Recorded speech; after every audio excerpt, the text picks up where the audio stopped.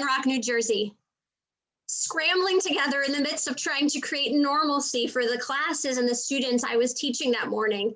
Our little shul, the Glen Rock Jewish Center, pulled together a community-wide vigil to honor the memory of those lives lost and to commit to combating hate in the world around us. Before I knew it, I was being interviewed by TV reporters and the like who were amazed at what we were putting together. But the truth is, I didn't think it was so amazing. I just thought, this is the right thing to do. When we work together, we can combat this hate. I got an email this morning. How did you, the Glen Rock Jewish Center, get all of these organizations to sponsor one collaborative program together? They said to me, it's about time. The Anti-Defamation League, the North Jersey Board of Rabbis, the Rabbinical Council of Bergen County, the Jewish Federation of Northern New Jersey, the JCC of Northern New Jersey, along with your local organizations like the Religious Communities of Glen Rock and the Community Relation Advocacy Network of Glen Rock. Not to mention the Office of the Attorney General of the state of New Jersey. It's about time that all this happened. How did you do this? I'll tell you how. First, we are so grateful for the ADL's partnership through their signature Synagogue program that advocates to join together to fight anti-Semitism. And when we were planning this program on anti-Semitism, we realized that anti-Semitic acts are not just acts against Jews, but they're acts of hate against all of us. And slowly, as we planned the program, it began to broaden and broaden, including other faiths, races, and the like. And the other reason, it was October 28th.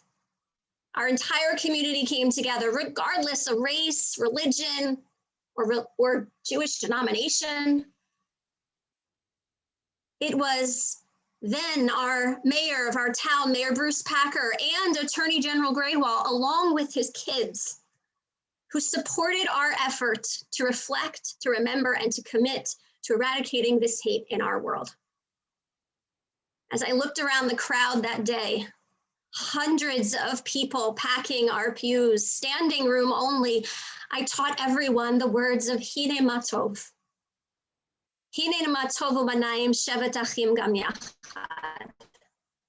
How good and how pleasant it is to dwell together as brothers and sisters in harmony, in unity. I looked out at the crowd and noticed people of every color, every religion, Muslims, Sikhs, Buddhists, Christians, and Jews joining together with these words, Hebrew words, with our arms wrapped around one another, singing in harmony. Many people say that politics and religion should not be mixed. What place do I have in working with elected and appointed officials? Since then, I'm very grateful to have had the opportunity to work with my fellow clergy members alongside officials like Governor Murphy and in partnership with Attorney General Grewal on issues that affect our state and our very community. I'm so grateful for such collaboration. I'm honored and privileged to introduce Attorney General Grewal, as well as Scott Richmond, Regional Director of ADL's New York and New Jersey office based in New York City, who will be moderating the conversation this evening. Scott comes to the ADL from the American Jewish Committee, where he served as Regional Director for Westchester, New York, and Fairfield, Connecticut counties. And Attorney General Grewal was confirmed by the New Jersey Senate, assumed office as Attorney General on January 16th, 2018. Since assuming office, he has focused his attention on protecting the interests of New Jersey residents by expanding affirmative litigation, strengthening police community relations, reducing violent crime, and fighting the opioid epidemic. Before becoming New Jersey Attorney General, He served as Bergen County prosecutor as well. And of course, his biggest claim to fame, at least for my community, is that he happens to also be a resident of Glen Rock, New Jersey.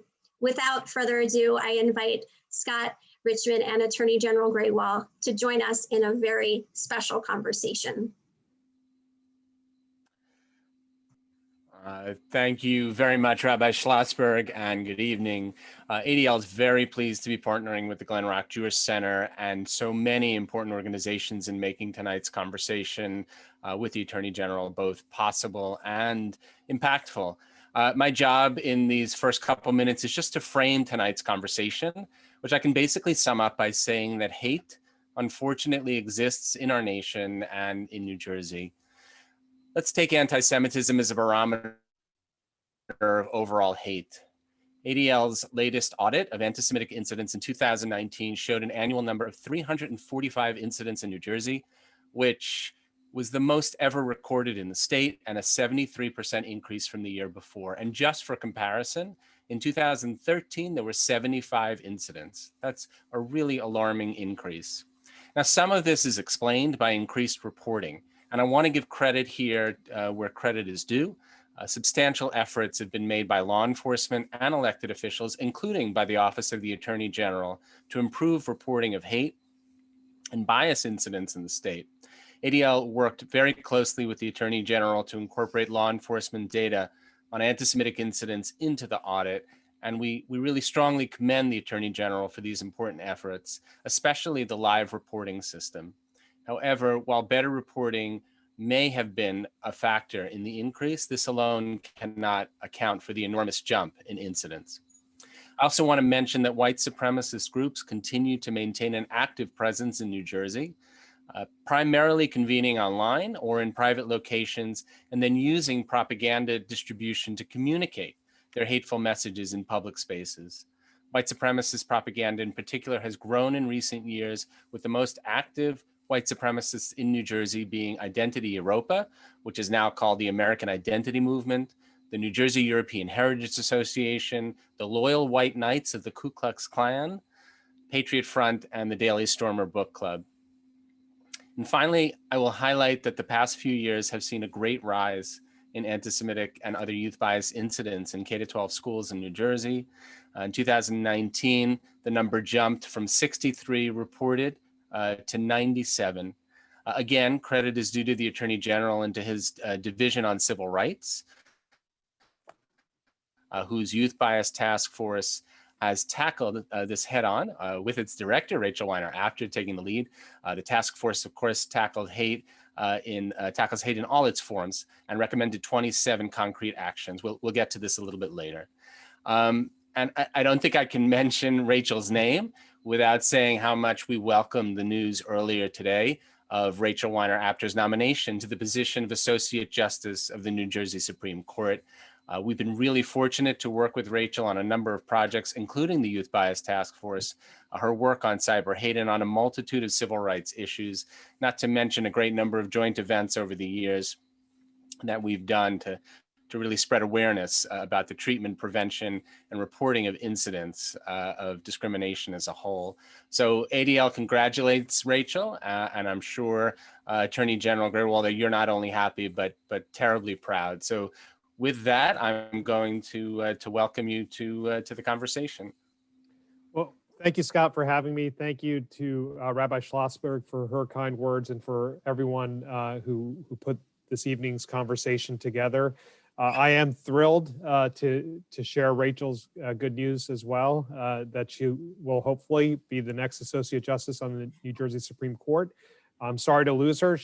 She was one of the first people that I brought onto my team and has been a total rock star standing up for New Jerseyans over the last 3+ years. So it's a big loss, but it's the state's gain. Yes, of course. We'll all still benefit from her participation in the work of the state. Yep. So I think I want to begin by asking the question that's probably on everybody's mind right now after I frame the conversation that way, which is what, in your view, has led to the troubling rise in such hate incidents in New Jersey? Yeah, I don't think it's a New Jersey problem alone. I think what we've seen over the last 5 years in this country is a normalization of hate.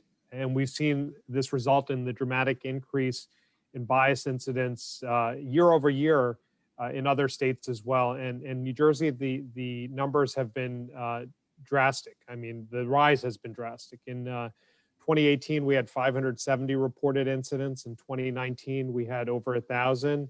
And this year, when the final report will be put out, there's going to be another substantial increase. And let's not forget, 2019 culminated with the deadliest anti-Semitic attack, deadliest terrorist attack in our state's history, with the shooting at the Jersey City kosher supermarket, which resulted in the deaths of 4 people. I don't think there's a singular cause for all of this. When I look at it, I really point to a number of factors that have contributed to this alarming increase. One, I will have to lay blame at the feet of our political leaders over the last number of years, whose rhetoric I think has helped normalize this type of conduct and this type of behavior. We have seen from the candidacy of former President Trump all the way through the culmination of his term with the insurrection at the Capitol, really a trail of hatred and destruction that ran from Charlottesville all the way to the Capitol. And the words matter, because the failure to denounce QAnon conspiracists who peddle in anti-Semitic canards and tropes, the failure to condemn the Proud Boys, the failure to condemn the Unite the Right rally in Charlottesville, that lends to this normalization. And when that sort of belief structure is normalized, more people feel comfortable in marching on a college campus and saying things like, Jews will not replace us. And I'll give you one example of how words lead to conduct. If we look back to 9/11, in the wake of 9/11, there was an uptick in bias offenses against Muslims or those who look different like me. And President Bush came out and spoke about the need to respect all religions, the need to understand that Islam is not our enemy here. And you saw the numbers decline. In the wake of the shootings in San Bernardino in 2015, candidate Trump said we need to have a Muslim ban. We need to have a travel ban. And you saw incidents continue to rise. Comments lead to conduct. So that's part of it. And the other part of it is something that the ADL has been working nonstop to address, which is social media and the algorithms that social media uses to monetize its platforms that allow these bigots to find community. That if someone who is looking for somebody with similar beliefs is pushed to those like-minded individuals, whether they're hateful individuals or people who are exploring these types of belief sets, they find that comfort in community. And so we have been doing our part, as you mentioned, Rachel has, with calling out groups like Rise Up Ocean County and others that were using Facebook as an organizing platform. And the ADL has asked Facebook to do more to police its own platform. So that's another part of it. And the collective effect of all of that is more hate groups operating in the United States, as your organization has well reported on as well. So in my mind, it's those 3 things: the rhetoric, social media, and the overall rise in hate groups in our country. Okay, so the obvious parallel question to that is what is your office doing to address these trends related to hate and bias in New Jersey, and maybe in particular when it comes to incidents like the one we saw in Jersey City? Well, I mean, I think there's a number of things that we do, particularly when you're dealing and responding to an act of terrorism like that. Our first priority is to make sure that we have identified everyone responsible and hold them accountable. We have to use all of our enforcement tools to do that, our investigative tools. So what you saw in the wake of the Jersey City attack was extraordinary cooperation between our federal partners, my office, the state police, local law enforcement, to make sure that we ran down every possible lead, to make sure that there were no more individuals that were part of that group that caused that participated in that hateful event. So, enforcement is certainly a big part of what we do, what we did in Jersey City. We have to continue doing that. I've issued guidelines to help our county prosecutors better respond to bias incidents, better take those reports and how to investigate them and what the potential charges are. So enforcement is one. The other part of it is prevention. Prevention in the form of the Youth Bias Task Force. You alluded to this a moment ago. 27 transformational recommendations on how we could stop it in our youth so they don't get on these paths to develop these hateful ideologies, to fall victim to these groups who are recruiting folks very actively online and in other places. So we're teaching our young people through the recommendations of that task force on how to be anti-racist, on how to avoid these paths, on how our educators can do their part. So that prevention piece is huge.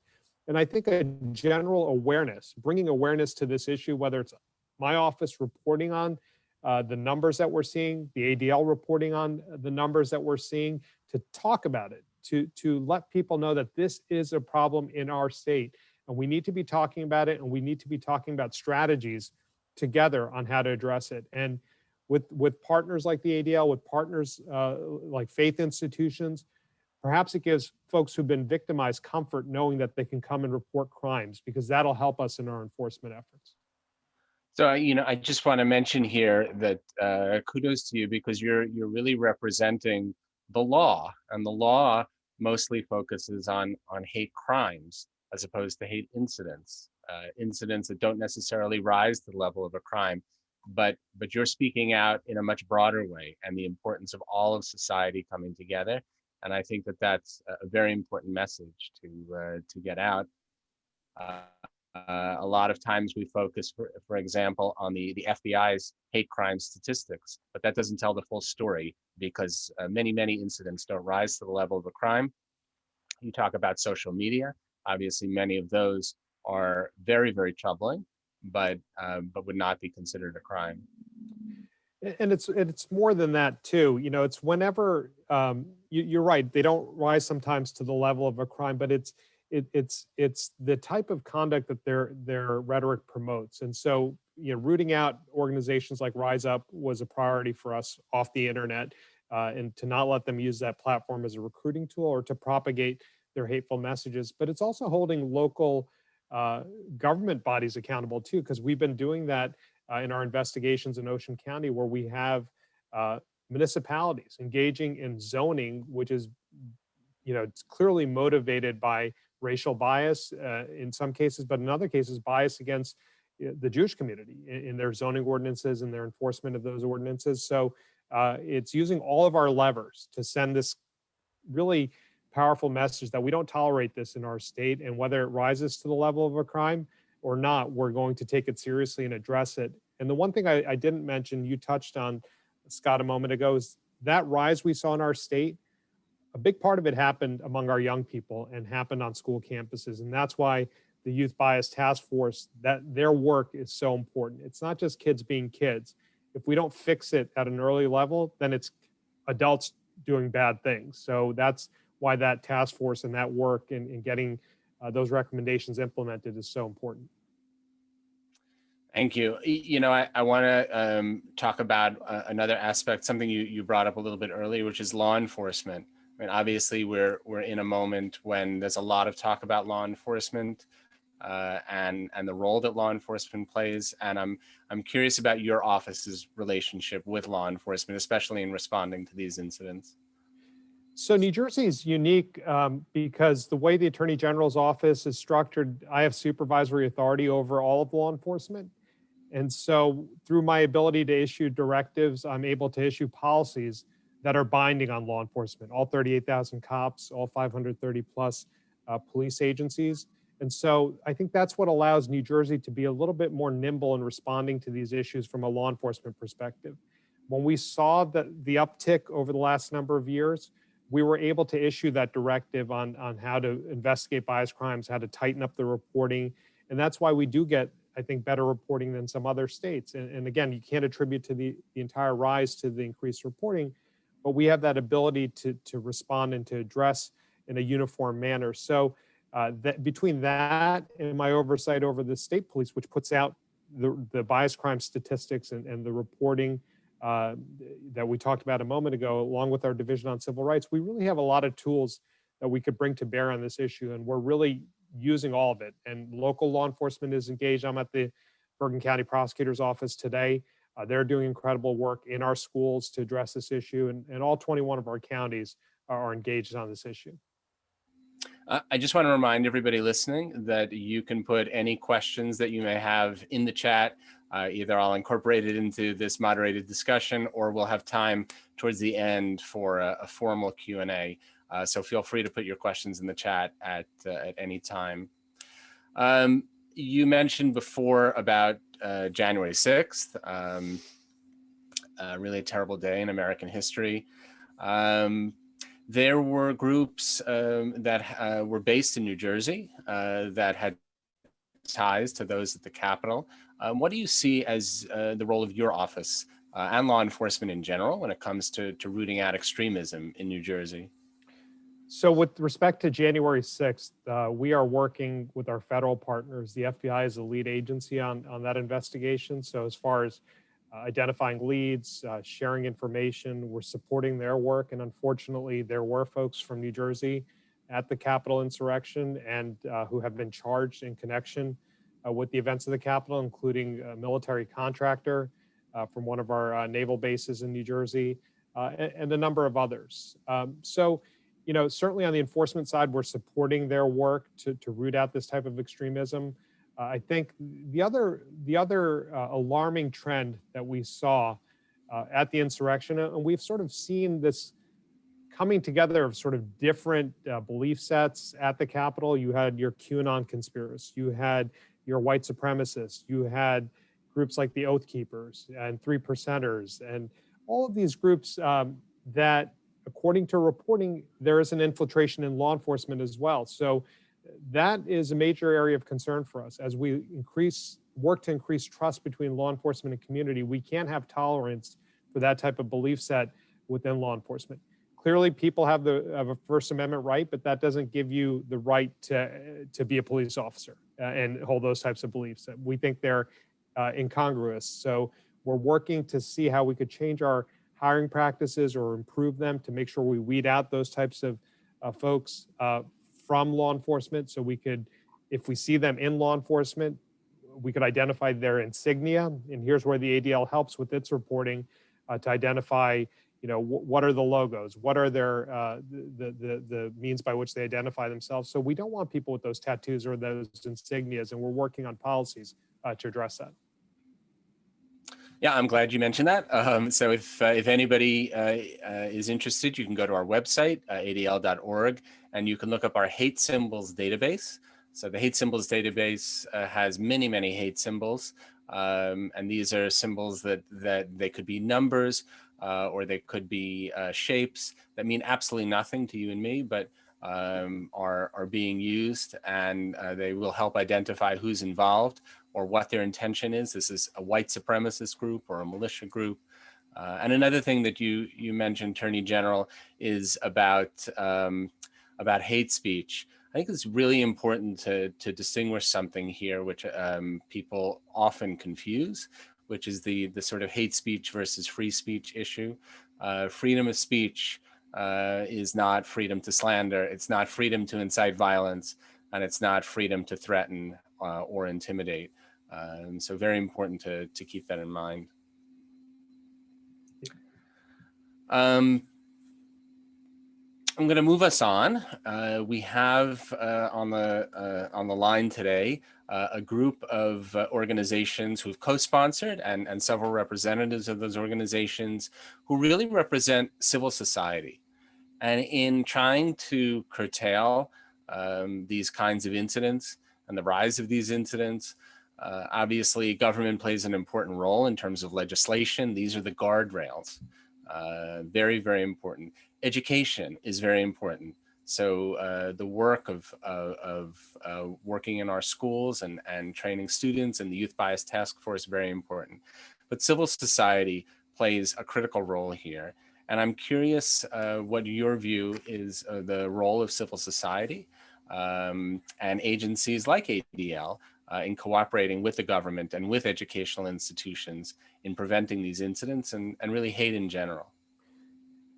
Yeah, I think it goes back to what I said a moment ago about, how do we deal with the rise in bias, and certainly enforcement, certainly the prevention work, certainly, we didn't talk about this, but restorative justice has to be part of it when you're talking about young people, where there has been an incident, bringing them together to resolve these issues and explain to the aggressor or the perpetrator of this type of conduct at a young level why it's so pernicious.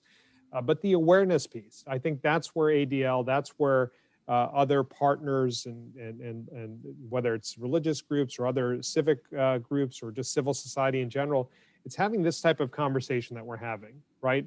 In some ways we've become so disconnected during COVID, but I would be hard pressed to think that we'd be able to get 188 people together during normal times to talk about a topic this important. I hate saying that. I've done many of these forums where I've gone to a community and you'd have 10 or 20 people, but the fact that we have 188 people engaged on this topic and bringing awareness to it, I think is powerful. And I think what it shows is if you have an incident in your community, we have a connection with my office, with other law enforcement, where you know where to bring that complaint. We've tried to make it easier with our bias crimes reporting portal, so there are not many barriers to reporting. But it's also a way for us to push out information. Here's what we're looking at. Here's what we're working on. And so I think it creates dialogue, it creates awareness, it helps us receive information about crimes or patterns and then address those as well. So it's a vital part of the work we do. There's a question in the chat, which I think is relevant here.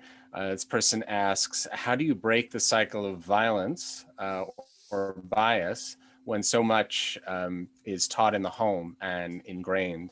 And I think that's really related to the issue of civil society and the kind of role that everybody has to play, the sort of compact that exists between you and your neighbor, that you won't engage against that person, hate against that person, and that person won't engage in hate against you, and it won't spread that way. This is one of the issues from day one. When I was a Bergen County prosecutor, we started to see the uptick in these incidents, and we saw them in our schools. And we've been raising the alarm on this issue from really 2016 about what we're seeing in our young people. And where did these young people get these thoughts? They're not taught in our schools. They're learned at the dinner table, or they're learned in what's being discussed at home. So we can't control what's happening at the dinner table, but we can help influence what's being taught in the classrooms, that these issues are front and center, that we're talking about it. And that's why, again, I don't mean to overstate the value of the Youth Bias Task Force, but Governor Murphy focusing on our young people and trying to get all agencies of state to work together to implement the findings of that task force is so vitally important. Because if we can get to our young people early and all of us play our part in that, I think we can get this right and break those cycles. And then for those who are on this path already, I truly think that restorative justice programs where, if with the victim's consent, if you're able to bring both the perpetrator and a victim together in a setting where you could have that meaningful conversation safely, and it has to be on consent, that's a powerful tool in addressing these types of issues. But it is certainly a challenge, and our young people are our best hope in getting this right, in my mind. I think a lot of this has to do also with interfaith efforts.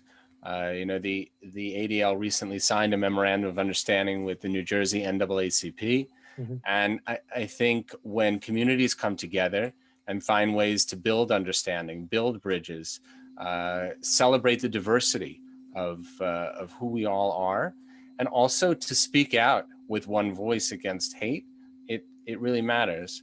And I think the group that's on this call, which comes from many different faiths, it really speaks to that. Yeah, I think increased interfaith engagement at the high school level, at a younger level, sends a powerful message. And I think, to the extent groups whether it's the ADL and others are facilitating that. I think that's a great way to address this issue and really put young people on the right path early. All right, well, so that's a good introduction to the next segment. And here I want to bring in a few additional people. I'm going to bring back Rabbi Schlossberg, but also introduce Nicole. Nicole is from the Community Resource and Advocacy Network, and who will speak a little bit about some things that are being done on the ground and some ways that different communities can come together and combat hate. So great, I have you both here. So my first question for you is, in terms of the work that's being done on the ground, tell us how it's happening. Tell us how you are combating hate. Is that for me, for Cran, or for the rabbi? Either one. For me. Awesome. So Cran is a municipally created, if that's a word, committee created by the town council and mayor in Glen Rock to empower a welcoming, inclusive, and sensitive approach to living in a multicultural society. So we are relatively new to Glen Rock. We used to be hosted in Ridgewood, and we are really working to partner with other entities within Glen Rock, as well as with neighboring communities, to focus on communication. And really, I think of it as less about the talking portion of communication and more about the listening to the experiences of people who have not lived the same lives that we've lived. So, last summer, fall, we did a community read that Courtney Carbone, my predecessor as chair of CRAN, and Rabbi Ron Rock from Fairlawn, who I know is on, picked a book, So You Want to Talk About Race, and led a conversation among 600 people. Everybody read the book over the same 6-week period, and then we had Zoom sessions where perfect strangers spoke to each other about the difficult things that they read about, and kind of working it out together. What do we do with this knowledge now that we have it? And I think those sorts of exercises of really stepping out of our own personal realities and drama of our own personal lives and connecting with one another on a local level is one thing that CRAN and groups like us can really try to do and facilitate. Rabbi. Yeah, thank you. I will say that, thank God, a lot of our work that we do in this effort is in great partnership with our school district, which really shows the importance of the collaboration between our religious faith communities as well as the school district. I will say that when one of the anti-Semitic acts took place in these public schools in Glen Rock, I was one of the first people that the superintendent called, and I'm so grateful for that, to collaborate and work together to figure out how we could combat this hate, but also to help create a message that was powerful and supportive to those community members who were impacted. And we were all impacted when we heard that news.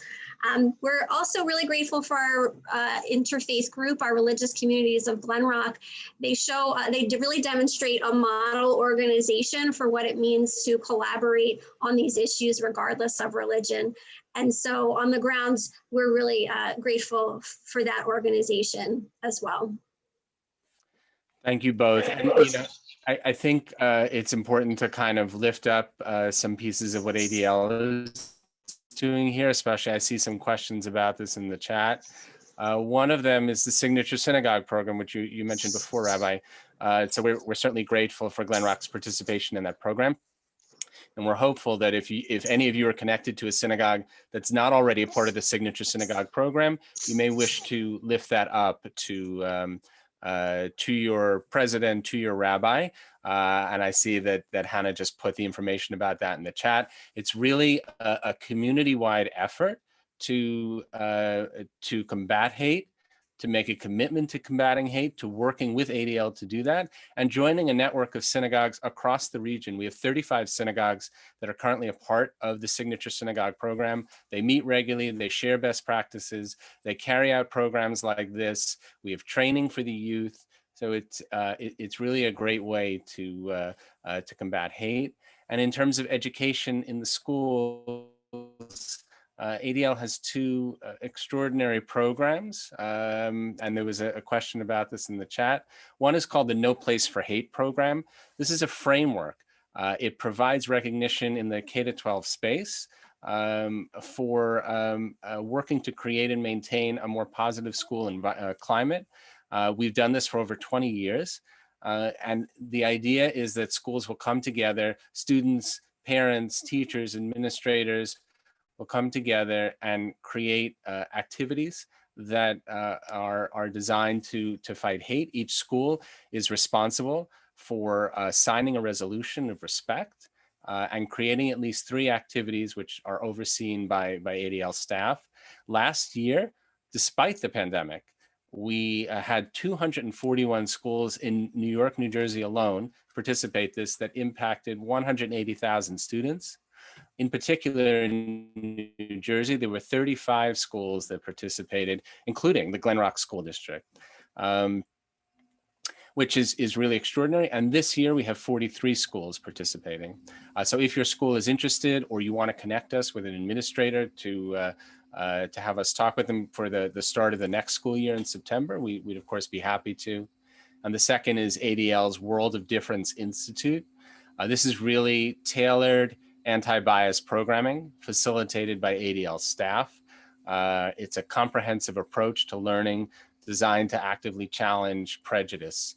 And here we have all kinds of facilitated conversations that lead to this anti-bias work. And lastly, on our website, you will find a lot of free online resources. We have lesson plans. We have ways to have conversations about issues. We spoke about what happened at the Capitol. So question of how to have a conversation about that, how to have a conversation about the racial justice issue, how to have a conversation about the election. All these types of things are available for free on our website, plus much more. I could just add, Scott, we also have an upcoming program. First of all, the Signature Synagogues program is wonderful. I know we have many shuls represented on this call, so I want to also take the opportunity. Not only has the ADL been a wonderful partner in creating this program for us, but they're also creating a program for our teens. The Attorney General said that it really is so important to engage our young citizens to combat this. So we have an upcoming program on April 11th. If anyone would like to join us for that, for specifically our teens and being trained on how to combat anti-Semitism, as well as other kinds of hateful rhetoric. So please, you can contact our office to get more information about that. And along those lines, I also want to give a shout out to one of our CRAN members, Lawrence Fine, who is a senior at Ridgewood High School. And he and the other Students for Social Justice group there have created an implicit bias PowerPoint that they deliver to first years and seniors at their high school, to their HSA, it's coming up to their administration, and to other schools. So if there's any Glen Rock High School students on the call, we would love to have you partner up with Lawrence and figure out a way to extend this to other communities, any schools. One of CRAN's big foci this year is our schools, and really focused on programming, both for students, teachers, and for parents, curriculum, and hiring, retention, and promotion with a diversity, equity, inclusion focus, to make sure that, as the Attorney General said, that it's getting into the schools, and that kids are learning about things and people that aren't part of their own experience, to kind of open their world to that. We have a community readathon every year. The kids get really excited. They have to read a certain number of minutes. The grammar schools compete against each other for who's going to win the trophy. And the Friends of the Glen Rock Library partnered with CRAN this year to provide a list of books focused on diversity, equity, and inclusion with the readathon materials, and you get bonus points if you read something off of that list, right? To incentivize kids to read books that are expanding their world and not just, the same series that they always read. So these sorts of totally free, right, budget neutral ways to engage a community, and particularly youth and their parents, are huge. Thank you. I think we're going to go into the questions. We have a lot of questions in the chat. So, Attorney General, the first question we have for you is: what national or federal efforts would best support you in what you're trying to accomplish in the state? Well, I think that's really a good question. I mean, I think for what we're focusing on, the Youth Bias Task Force and the solutions at the local level, that's a state level solution that's going to be implemented by our legislature, whether it's through laws we need or our agencies of state like our Department of Education, putting forward the framework for an anti-bias curricula or guidelines. Nicole mentioned implicit bias. One of the recommendations in the task force is implicit bias training for educators. So all of that is going to be done at the local level. The federal level, though, the federal government has a critical role to play here. Let's look at policing, for example. We are one state with 38,000 police officers, but there are 18,000 police agencies across the country. So if the federal government, is going to put forward policies or rules to address the infiltration of white supremacy into policing, that might be a valuable area where they can make a difference across the country if they could help us with those types of guidelines. Our military is looking at it right now because of the infiltration in the military. So I think we could benefit from something similar at the federal level when it comes to policing across the country. But I think a lot of it, frankly, starts with tenor and tone. And so if our executive sets the right tone and has the right tenor and calls out hate and bias, as he has been with the rise in anti-Asian bias recently that we're seeing across the country, I think that sends a powerful message and helps hate and bias from becoming normalized as it has been over the last number of years. We have a question in the chat about a community that we haven't mentioned, which is the LGBTQ community, Jewish or not. So is there any kind of special task force in the state that's dealing with this? And maybe can you speak a little bit about those hate crimes? Certainly. I mean, I think one of our, one of the points of emphasis for us at the Attorney General's office from day one has been building trust between law enforcement and all marginalized communities. And so if you look at what we did in 2018, we worked on something called the Immigrant Trust Directive to draw a bright, clear line between federal immigration enforcement authorities and state law enforcement. So members of the immigrant community, if they were the victims of a crime or were otherwise being taken advantage of, felt comfortable coming to state law enforcement. At the same time, we worked with Garden State Equality and other organizations and law enforcement executives to put out a directive focused at the LGBTQ plus community, in particular the trans community, to have better practices in place for law enforcement as to how they took complaints and what the protocols were when interacting with the LGBTQ plus community in a thoughtful and sensitive way, so people felt comfortable coming forward to law enforcement. And certainly when we pushed out the bias crime directive and enforcement guidelines, we had an emphasis that we were teaching our law enforcement officers how to take reports of bias motivated offenses that focus on a person's gender identity and how to take those complaints in a respectful manner and how to promote more engagement between law enforcement and the LGBTQ plus community. So we've taken steps, both through policies and directives, through our enforcement actions, but also in having lots of community listening sessions. I started a program called 2121, 21 Counties, 21st Century Policing. And certainly one of the points of emphasis, and we do quarterly meetings in each of the counties, so 84 meetings around the state, was on these directives to promote trust with marginalized communities and how we could do better and make people feel comfortable reporting offenses.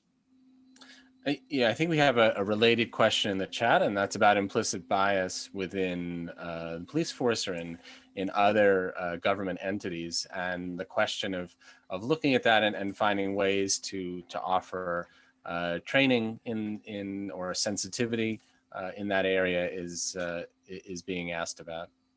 Yeah, so just for background, implicit bias is an area of study that says all of us have some sort of subconscious bias, whether we know it or not. We're the products of our environments, we're the products of what we see on television, we're the products of the history books we read. When the history books tell one story, we have a slanted view of the world, and all this becomes ingrained in us into these deep subconscious biases. So for me as a county prosecutor before I became AG, training my law enforcement, my detectives in my office on implicit bias was important, and training my prosecutors on implicit bias was important. So this means taking an association test to identify your biases. This means learning techniques to keep those biases in check and never to act on them when you're making a decision. And the reason I included prosecutors was because they're the ones who are then arguing sentences. They're the ones who are negotiating pleas and trying cases. And we want everyone from the law enforcement officer who initiates the arrest to the prosecutor who's prosecuting the crime to be free from these types of biases and to act on the facts of a case. When I became Attorney General, I replicated that across the state. I applied that to all 21 of our county prosecutors' offices, required that of them. I required it of all their prosecutors' detectives, and I required it of our state police. So by the end of 2019, all of our state troopers were trained in person on implicit bias. The legislature now has required that for all law enforcement across our state, and so we'll be expanding it more broadly. But it is of critical importance to me that this technique, this science be shared with law enforcement, that they be taught techniques to keep their subconscious biases in check and to act only on the facts presented to them so everyone's treated in a respectful and dignified manner, and we're not motivated by improper reasons when we're using our authority.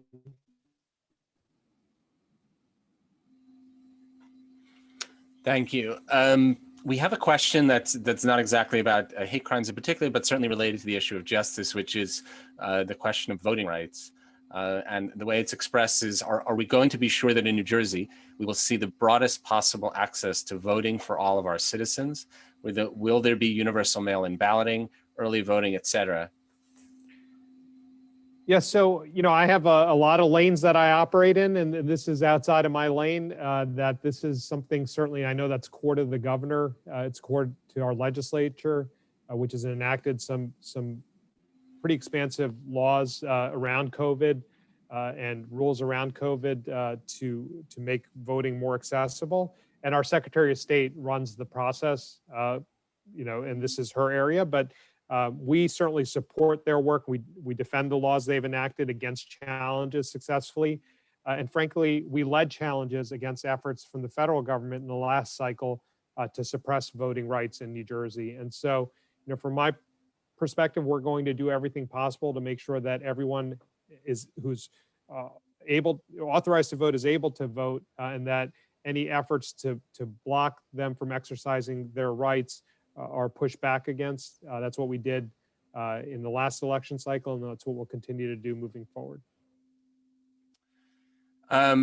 And we have a question about the Youth Bias Task Force and whether or not there are schools that are already implementing the recommendations of the task force that you would see as model schools, ones that others can emulate, ones that others can talk to about what it's been like to implement those recommendations. I can't answer that question as to a particular school that's implemented everything. Certainly the recommendations were taken from best practices that we saw across the state. And so the work to implement those recommendations more broadly is underway. One of the great things about New Jersey is that we're a home rule state. And one of the most difficult things about New Jersey to implement something across the board, across the state, is that we're a home rule state. So the Department of Education can't say, you, Glen Rock School District, implement this exact curriculum. What they have to do is give broad parameters, and then each school district then meets those broad guidelines. So, that work takes a couple of years in advance to implement. So hopefully, I think in the near future, we'll start to see some of this being implemented in the form of the curriculum changes, certainly in the form of the training for educators.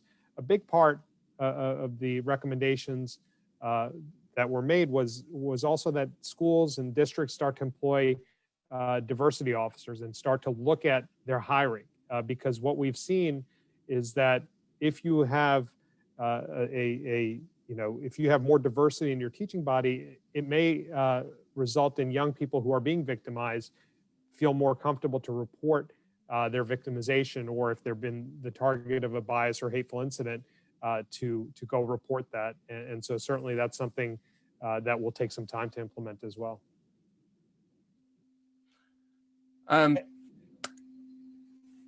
Did you want to say something else? No, and I think, and certainly like there's also been, data and efforts that I've seen.